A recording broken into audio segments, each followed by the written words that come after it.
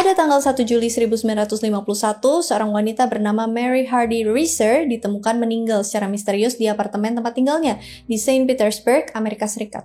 Mary ditemuin tewas dengan kondisi tubuh yang udah menjadi abu sepenuhnya dan cuma nyisain kaki kiri dan punggung belakangnya. Anehnya, bagian kaki kiri dan punggung belakangnya itu sama sekali nggak nunjukin adanya tanda-tanda luka bakar. Kasus kematian Mary Reeser ini sempat jadi bahan perdebatan sampai jadi salah satu kasus yang paling sulit buat dipecahin. Kasus yang terjadi pada Mary Hardy Reeser ini dinamain dengan spontaneous human combustion atau orang-orang yang terbakar secara misterius. Di video kali ini kita bakalan bahas semua hal yang berhubungan sama peristiwa spontaneous human combustion ini. Mulai dari apa itu spontaneous human combustion sampai kasus-kasus yang pernah terjadi.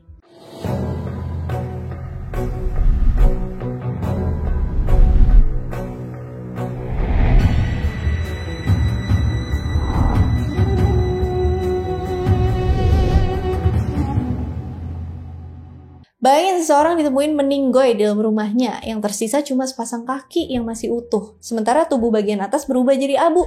Anehnya, kursi tempat dia duduk hangus, tapi karpet di sekitarnya, meja, tirainya, cuman kayak gosong dikit, seolah-olah api itu milik korban dengan sangat spesifik. Nggak ada tanda kebakaran besar, nggak ada bahan mudah kebakar di dekatnya, dan yang lebih misterius, nggak ada jejak api eksternal. Inilah fenomena yang dikenal sebagai spontaneous human combustion atau orang-orang yang terbakar secara misterius yang tampaknya tanpa sebab dari luar.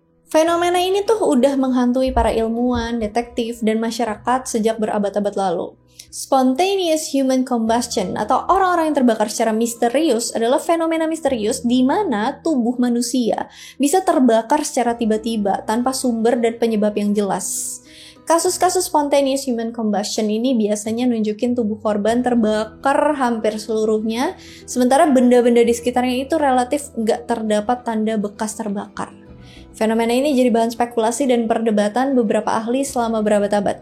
Tanda-tanda atau ciri-cirinya adalah korban ditemukan sendirian. Jadi itu hampir semua kasus spontaneous human combustion yang terjadi itu melibatkan korban yang lagi sendirian pas insiden terjadi. Korban-korban ini tuh seringkali orang-orang yang udah lansia, punya keterbatasan fisik, atau hidup dengan kondisi medis tertentu.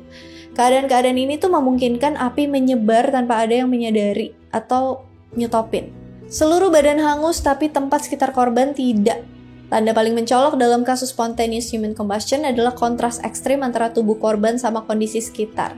Maksudnya itu bagian tengah tubuh korban biasanya terbakar habis jadi abu, dengan suhu pembakaran bisa setara dengan suhu ketika kremasi.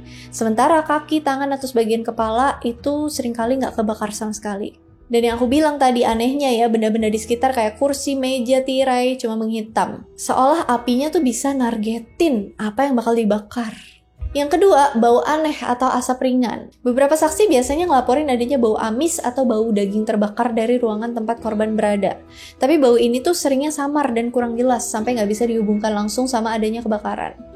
Para saksi kadang juga ngelihat adanya asap ringan, tapi asap ini tuh nggak cukup tebal buat nimbulin kepanikan atau ngebunyiin alarm. Yang ketiga, jejak lemak tubuh meleleh. Pada lokasi kejadian sering ditemuin adanya cairan berminyak atau bekas lemak yang meleleh pada lantai. Jadi lemak manusia yang terbakar itu bisa netes dan ngeresap ke dalam kain gitu. Terus nyiptain pola hangus atau bekas kebakar di sekitar tubuh. Nah ini jejak yang cuma bisa muncul kalau pembakaran itu terjadi secara perlahan. Ibaratnya tuh kayak lilin gitu yang meleleh. Yang selanjutnya adalah tidak ada sumber api yang jelas. Ini tuh satu hal yang selalu ngundang tanda tanya buat orang-orang, yaitu nggak ada sumber api yang jelas di sekitar area TKP. Nggak ada lilin jatuh, nggak ada percikan listrik atau konsleting, nggak ada bukti kalau terjadi kebakaran konvensional. Kadang di beberapa kasus memang ditemuin puntung rokok atau korek api, tapi nggak dalam keadaan menyala.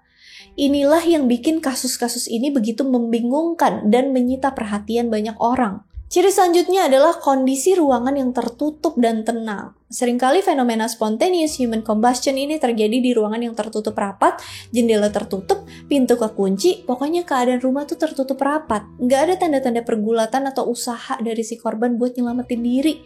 Api itu seolah membakar tanpa tanda-tanda, tanpa kobaran, tanpa teriakan, dan tanpa kerusakan besar selain pada tubuh korban itu sendiri. Walaupun sebagian besar kasus dari spontaneous human combustion dapat dijelaskan oleh faktor eksternal kecil kayak rokok ataupun hal lainnya, tanda-tanda yang muncul itu tetap menyisakan ruang untuk keraguan. Kayak gimana mungkin tubuh manusia bisa kebakar begitu sempurna tanpa micu alarm atau merusak seluruh ruangan? Sejak kasus-kasus ganjil mengenai spontaneous human combustion ini pertama kali muncul dalam catatan sejarah berabad-abad lalu, pertanyaan yang sama itu terus muncul. Apakah tubuh manusia benar-benar bisa terbakar dengan sendirinya? Dan kalaupun iya, gimana caranya?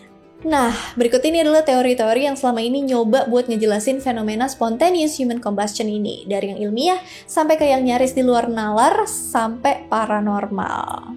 Teori pertama, teori Wick Effect atau efek sumbu. Di dalam dunia forensik, teori Wick Effect atau efek sumbu ini dianggap yang paling masuk akal. Idenya tuh sebenarnya sederhana, tapi mengerikan. Tubuh manusia bisa terbakar, kayak lilin. Jadi tubuh kita itu mengandung lemak, dan lemak adalah bahan bakar yang sangat baik. Kalau pakaian seseorang nih terkena api kecil, misalnya dari rokok atau lilin, maka api itu bisa nyulut pakaian dan mulai membakar kulit. Disinilah Wick Effect atau efek sumbu terjadi. Ibaratnya itu kayak sumbu lilin yang nyerap lilin cair buat jaga api tetap nyala. Nah, pakaian kita itu menyerap lemak tubuh yang meleleh, memungkinkan adanya pembakaran yang terus berlanjut secara perlahan, bahkan sampai berjam-jam. Apinya itu nyalanya tetap kecil, nggak nyebar, tapi cukup panas buat membakar tubuh hampir seluruhnya. Beberapa penelitian mengenai fenomena ini nunjukin bahwa banyak korban di spontaneous human combustion adalah peminum alkohol berat. Efek alkohol bagi tubuh bisa ningkatin kadar lemak buat bikin tubuh lebih rentan terhadap api. Salah satu contoh studi kasus mengenai Wick Effect atau efek sumbu ini pernah dilakuin pada tahun 1963 di Leeds. Dalam eksperimen itu, sebagian lemak kecil manusia dibungkus dengan kain yang dibakar. Api dari pakaian itu menyebar perlahan di sepanjang lapisan lemak, terus ngasilin semacam minyak gitu, dan akhirnya membakar habis seluruh lemak dalam kurun waktu 1 jam. Teori kedua, teori kimia internal atau api yang muncul dari dalam tubuh. Teori ini bilang kalau pembakaran yang terjadi itu nggak dimulai dari luar, tapi dari reaksi kimia dalam tubuh itu sendiri. Ada dugaan kalau kombinasi zat kimia, kayak metana yang dihasilin dalam usus pas mencerna makanan, itu bisa nyiptain reaksi eksplosif kalau tercampur dengan oksigen dalam kadar tertentu, dan dapat pemicu, sekecil apapun pemicu tersebut. Tapi masalahnya belum pernah ada bukti mengenai seberapa cukup gas atau reaksi dalam tubuh manusia yang bisa menghasilkan panas sebesar itu. Dan ditambah tubuh manusia yang 70% terdiri dari cairan termasuk air, ini bikin sangat sulit terbakar secara spontan dari dalam sih. Teori yang ketiga, teori listrik biologis atau gangguan energi tubuh. Beberapa ilmuwan di masa lalu tuh pernah ngusulin kalau tubuh manusia itu punya medan listrik atau elektromagnetik alami yang dalam kondisi tertentu mungkin aja terjadi lonjakan energi atau konsleting biologis yang memicu munculnya api dari dalam tubuh. Tapi sampai sekarang nggak ada bukti kuat kalau tubuh manusia itu bisa ngasilin lonjakan energi atau listrik sebesar itu. Teori ini sebenarnya lebih bersifat spekulatif sih ya daripada ilmiah, tapi sempat menarik perhatian dalam dunia parapsikologi sampai sekarang. Teori yang keempat, teori paranormal. Ini nih yang paling ditunggu, teori paranormal atau yang berkaitan dengan dunia metafisika. Karena manusia pada dasarnya adalah makhluk dengan rasa penasaran yang tinggi, apalagi kalau berkaitan dengan dunia metafisika atau dunia paranormal, jadi nggak dikit yang percaya kalau fenomena spontaneous human combustion ini adalah akibat dari kekuatan gaib atau kekuatan yang berasal dari dunia lain. Beberapa orang percaya kalau orang-orang yang terbakar secara misterius itu kena semacam kutukan, karma instan, atau ledakan dari energi spiritual dalam tubuh yang tak terkendali. Ibaratnya nih kayak api dalam tubuh yang meledak waktu dalam kondisi emosi yang ekstrim banget, atau dalam kondisi energi negatif orang memuncak. Dalam kisah-kisah mistis atau esoterik, manusia itu diyakini menyimpan kekuatan batin kan? Prana, chi, kundalini. Dan kalau energi ini terganggu, itu bisa menciptakan semacam pembakaran internal. Tapi tentu aja teori ini tidak bisa diuji secara ilmiah ya. Buat kalian yang belum tahu tentang esoterik itu tuh merujuk pada pengetahuan, pemahaman, atau praktik yang cuma dipahami atau diakses oleh sekelompok kecil orang. Tapi kalau dalam konteks yang lebih luas, esoterik nih bisa juga merujuk pada hal-hal yang bersifat rahasia, tersembunyi, atau mendalam yang seringkali dikaitin sama kegiatan mistisisme, spiritualitas, atau okultisme. Teori ini sering ditemuin dalam literatur horor, cerita rakyat, atau kepercayaan spiritual, bukan jurnal ilmiah.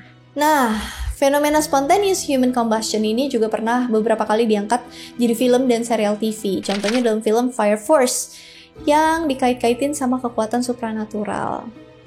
Teori kelima, teori alien atau teori interdimensional. Nggak lengkap rasanya kalau kita lagi bahas fenomena misterius tanpa adanya teori paranormal dan teori dari adanya keterlibatan makhluk ekstraterestrial, atau kalau orang Indonesia tuh nyebutnya sebagai alien.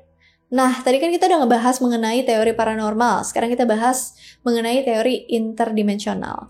Di ranah teori konspirasi dan kepercayaan alternatif, beberapa orang mengklaim kalau spontaneous human combustion itu hasil eksperimen alien, atau bahkan intervensi makhluk dari dimensi lain.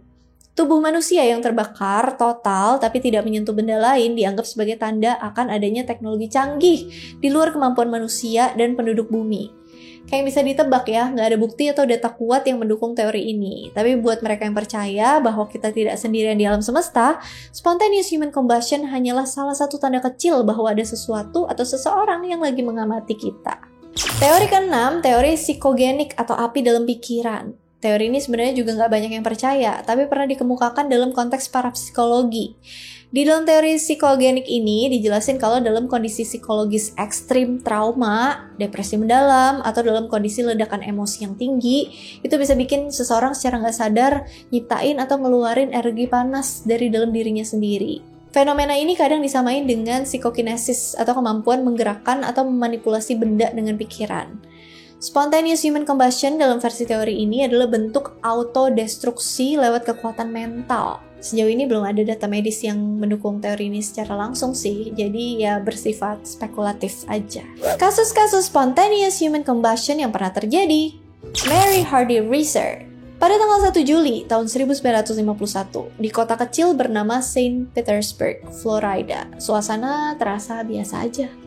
Seorang tukang pos berjalan menyusuri jalanan kayak biasanya, nganterin surat-surat sampai dia tiba di depan rumah seorang wanita yang bernama Mary Hardy Reeser.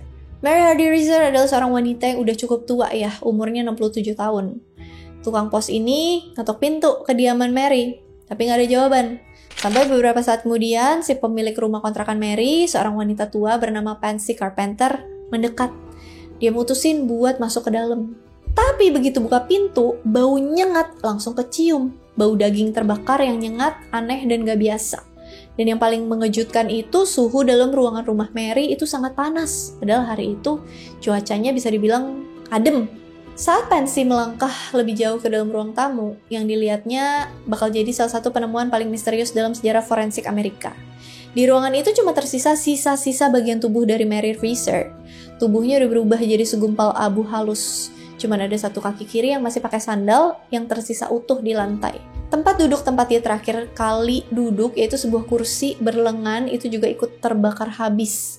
Tapi yang paling mengganggu adalah seluruh ruangan tetap utuh. Dinding tembok nggak angus, perabotan di dekatnya cuma item-item doang, nggak ada tanda-tanda adanya kebakaran besar.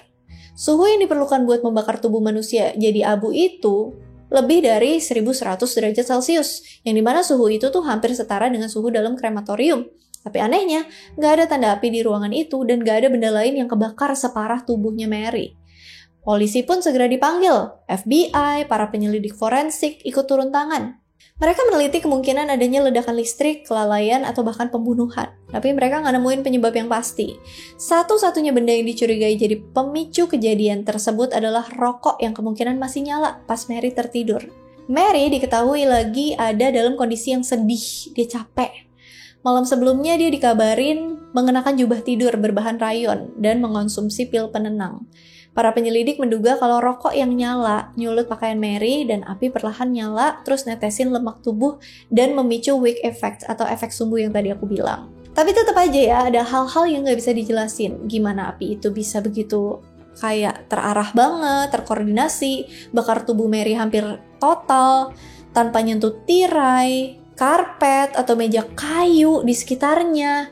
Kenapa nggak ada tetangga yang dengar teriakan atau ngelihat asap tebal? Apakah benar hanya rokok yang jadi pemicunya? Setelah berbulan-bulan investigasi, penyelidik dan kepolisian menyatakan bahwa Mary Reeser meninggal akibat pembakaran yang tidak disengaja, yang kemungkinan besar disebabkan oleh rokok yang nyala pas dia tidur. Walaupun begitu, nggak ada yang benar-benar bisa mastiin kenapa atau gimana proses pembakaran itu bisa setepat dan seaneh itu. Dan sejak itu, nama Mary Reeser jadi simbol dari fenomena spontaneous human combustion, simbol dari kebingungan antara sains dan misteri. Kasus ini kemudian memicu gelombang rasa ingin tahu di seluruh dunia. Artikel demi artikel membahasnya. Dan para ilmuwan, paranormal, sampai penulis fiksi ilmiah nyoba nyari jawabannya. Nama Mary Reeser kemudian jadi legenda bukan cuma karena gimana dia meninggal, tapi karena kegagalan teori ilmiah dalam ngasih jawaban atas kasus ini. Apakah dia korban dari kecelakaan biasa atau korban dari fenomena langka yang belum kita pahami? Kasus Janice Saffin. Pada tanggal 15 September 1982 di sebuah rumah sederhana di wilayah Edmonton, London, suasana keluarga lagi tenang.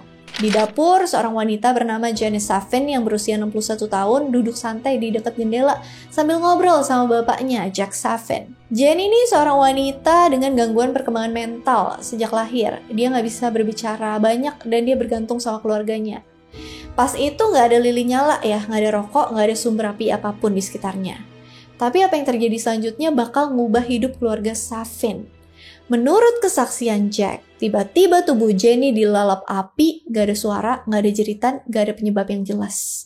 Yang paling mengejutkan adalah api keluar dari mulutnya. Jack panik, dia berusaha madamin api dengan air dan juga kain basah. Dia berhasil nyelamatin Jenny yang masih hidup, tapi naasnya terbakar parah di bagian wajah, dada, dan tangan. Jenny kemudian dibawa ke rumah sakit, meskipun tim medis berusaha keras nyelamatin dia akhirnya meninggal dunia beberapa hari kemudian karena luka bakar yang parah. Setelah dilakukan penyelidikan, petugas medis dan kepolisian gak bisa nemuin sumber api, gak ada korek kok, gak ada puntung rokok, gak ada kompor yang nyala, bahkan cuaca saat itu terbilang cukup sejuk, gak ada bahan yang mudah terbakar juga di sekitar Jenny. Dokter yang nanganin Jenny bilang kalau api kayak gini gak biasa dan gak sesuai dengan kebakaran konvensional. Kasus ini kemudian munculin sejumlah pertanyaan yang sulit dijelasin secara logika, kayak gimana mungkin tubuh Jenny tiba-tiba terbakar tanpa pemicu? Kenapa api bisa keluar dari mulutnya, kayak yang dikatakan sama bapaknya? Kenapa nggak ada tanda-tanda ledakan atau nyala api di sekitar? Kenapa Jenny nggak berteriak atau ngerespon kayak korban kebakaran biasa? Jack Saffin, sang ayah, bersikeras sampai akhir hayatnya kalau anaknya ini adalah korban dari spontaneous human combustion. Dan dia menyaksikannya langsung dengan mata kepalanya sendiri. Gila ya, serem gak tuh? Yang bikin kasus ini sangat langka dan penting dalam sejarah kasus spontaneous human combustion adalah fakta bahwa ada saksi mata langsung pas kejadian. Sebagian besar kasus dari spontaneous human combustion ditemuin setelah korban meninggal dan tubuhnya udah jadi abu. Tapi di kasus ini, ada saksi yang ngelihat awal mula api itu dan tidak ada penjelasan konvensional yang cocok. Meskipun para ahli ngerasa skeptis dan nyoba menyelidiki kemungkinan kayak adanya reaksi kimia dari alat pacu jantung atau pantulan cahaya, nggak ada satupun teori yang benar-benar bisa ngejelasin fenomena ini. Kasus Janice Saffin bukan cuma tragis, tapi juga ngebingungin gimana bisa ya seorang wanita yang duduk tenang bareng sama bapaknya tiba-tiba kebakar hidup-hidup tanpa adanya penyebab yang jelas dan disaksikan secara langsung lagi. Sampai hari ini, kasus Jenny tetap jadi salah satu misteri spontaneous human combustion paling kontroversial karena ngelibatin saksi yang menyaksikan langsung dan gak bisa dijelasin dengan teori-teori biasa. Kasus Michael Flaherty. Pada pagi hari tanggal 22 Desember tahun 2010 di kota Galway, Irlandia Barat, para petugas pemadam kebakaran menerima laporan tentang kebakaran kecil di rumah seorang pria tua bernama Michael Flaherty yang berusia 76 tahun. Ketika mereka tiba, api udah padam dan yang mereka temuin bikin mereka terdiam. Tubuhnya Flaherty ditemuin terbaring di ruang keluarga, hampir sepenuhnya hangus, terbakar parah, sampai cuma nyisain dikit sisa jasad. Tapi anehnya nggak ada tanda-tanda kebakaran besar di ruangan itu. Lagi-lagi ya, satu-satunya yang terbakar parah adalah tubuh dari Flaherty sendiri dan bagian lantai tepat di bawahnya. Langit-langit, dinding, furniture lain cuma terkena bekas asap gitu ya. Bekas angusan. Gak ada penyebab kebakaran yang jelas. Gak ada lilin, rokok, kabel, konslet, atau alat pemanas yang rusak. Gak ada tanda-tanda pembakaran dari luar juga. Petugas pemadam kebakaran dan penyelidik forensik ngabisin waktu berminggu-minggu buat menyelidiki kejadian ini. Mereka meriksa instalasi listrik, sistem pemanas, gas, bahkan benda logam di sekitar korban yang mungkin nganterin api buat nyari tahu penyebab dari kejadian ini dan semua hasilnya nihil. Michael Flaherty diketahui tinggal sendiri. Dia nih seorang pensiunan, tinggal di rumah 2 lantai.